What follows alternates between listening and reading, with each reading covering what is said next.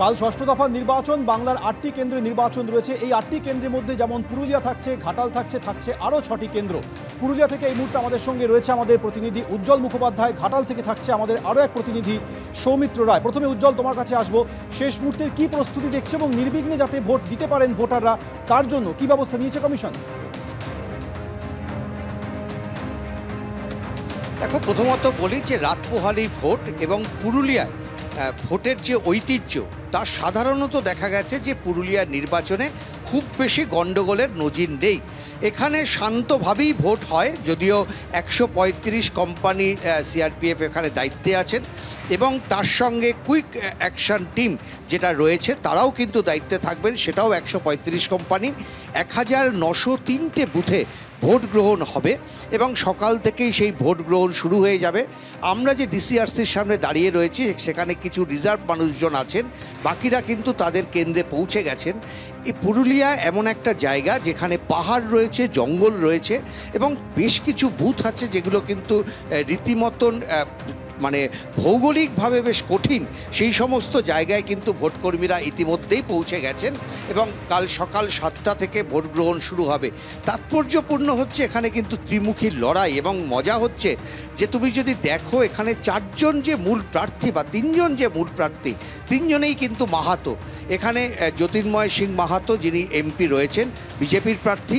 এখানে যিনি শান্তিরাম মাহাতো, যিনি তৃণমূল কংগ্রেসের প্রার্থী রয়েছেন, তিনিও মাহাতো।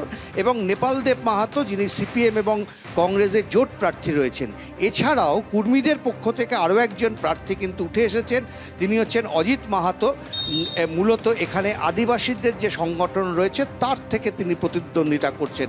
ফলে সব মিলে এখানে কিন্তু মাহাতোদের একটা বড় ভোট ব্যাংক রয়েছে এবং প্রার্থী বাছাইয়ের ক্ষেত্রে কিন্তু এই মাহাতোদেরকেই সবচেয়ে বেশি গুরুত্ব দেওয়া হয়। আমরা যে অঞ্চলটায় রয়েছি এটা হচ্ছে ঝালদা অঞ্চল, বাঘমুন্ডি যে বিধানসভা তার মধ্যে একটা অংশ। অতীতে দেখা গেছে যেটুকু গণ্ডগোল পুরুলিয়াতে হয়েছে তা কিন্তু মূলত এই বাঘমুন্ডি এবং ঝালদাতেই। তবে সেই গণ্ডগোল কিন্তু অন্যান্য জেলায় যে গণ্ডগোলের ছবিটা সামনে বারবার উঠে আসে। অর্থাৎ বোঝা যাচ্ছে যথেষ্টই তৎপর নির্বিঘ্নে ভোট করাতে প্রশাসন। অন্যদিকে আপনাদেরকে যেরকম পুরুলিয়ার ঝালদার ছবি দেখালাম, এবার ঘাটালে নিয়ে যাবো। আপনাদের ঘাটালের ছবি সামনে রাখবো। আমাদের সঙ্গে সরাসরি আমাদের প্রতিনিধি সৌমিত্র রায় এই মুহূর্তে রয়েছে, সৌমিত্রের সঙ্গে কথা বলবো। সৌমিত্র, ঘাটাল লোকসভা কেন্দ্র মানে আমরা দেখতে পাচ্ছি যে দেব একদিকে হিরণ চট্টোপাধ্যায় একে অপরকে আক্রমণ ঘিরে একেবারে তরজা তুঙ্গে রয়েছে। এই পরিস্থিতির মধ্যেই আগামীকাল ভোট রয়েছে, কি খবর রয়েছে সেখানে? একেবারে দেখো, এই ষষ্ঠ দফা যে লোকসভা নির্বাচন সেখানে তারকা কেন্দ্র বলা যায় এই ঘাটাল কেন্দ্র। এখানে একেবারে দেব এবং হিরণ মুখোমুখি প্রতিদ্বন্দ্বিতা করছে। তুমি দেখতে পেয়েছো শেষ কয়েকদিন ধরেই দেব আর হিরণ একে অপরকে আক্রমণ করছে এবং সেই দুজনের যে তরজায় একেবারে যেন ভোটের পারদ এই ঘাটাল লোকসভা কেন্দ্রে অনেকটাই বেড়ে গিয়েছে। এই মুহূর্তে আমি রয়েছি ঘাটালে, যে আমার পেছন থেকে তুমি দেখতে পাচ্ছ আমার ক্যামেরা পার্সন ভগবান শাহ যে ছবিটা দেখাচ্ছে, যে হোটেলের ছবি, এখানেই দেব এখানে উঠবে। এখনো পর্যন্ত যেটা খবর যে তৃণমূল প্রার্থী লোকসভা নির্বাচনে তৃণমূল প্রার্থী দেব এখানে এখনো পর্যন্ত এসে পৌঁছয়নি। তিনি আর কিছুক্ষণ বাদেই এখানে এসে পৌঁছবেন, কলকাতা থেকে ইতিমধ্যেই রওনা দিয়েছেন। আর অন্যদিকে বিজেপির প্রার্থী যে হিরণ, তিনি এখানে ইতিমধ্যেই রয়েছেন এই ঘাটালে। এবং ফলে এই যে দেব এবং হিরণের যে প্রতিদ্বন্দ্বিতা, এটা ষষ্ঠ দফার যে লোকসভা নির্বাচনের এই যে তালুকা কেন্দ্র ঘাটাল, সেখানে একেবারে অন্য মাত্রা পারদ যোগ করছে।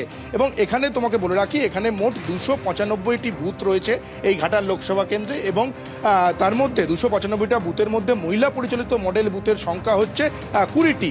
ফলে এই যে বুথের যে শেষ মুহূর্তের যে পরিস্থিতি, শেষ মুহূর্তের যে কর্মকাণ্ড, তা একেবারে প্রায় শেষ বলা যায়। আর কিছুক্ষণের অপেক্ষা, আগামীকাল সকাল 7টা থেকে ভোট গ্রহণ কেন্দ্র শুরু হবে এবং যে বিভিন্ন বুথে আমরা ঘুরেছি সেই বুথের যে ছবি, সেখানে তাদের যে যারা পোলিং যারা অফিসাররা রয়েছেন, তারা যারা ভোটকর্মীরা রয়েছেন, তারা তাদের কাজ একেবারে নিজের শেষ মুহূর্তের কাজ গুছিয়ে নিয়েছেন।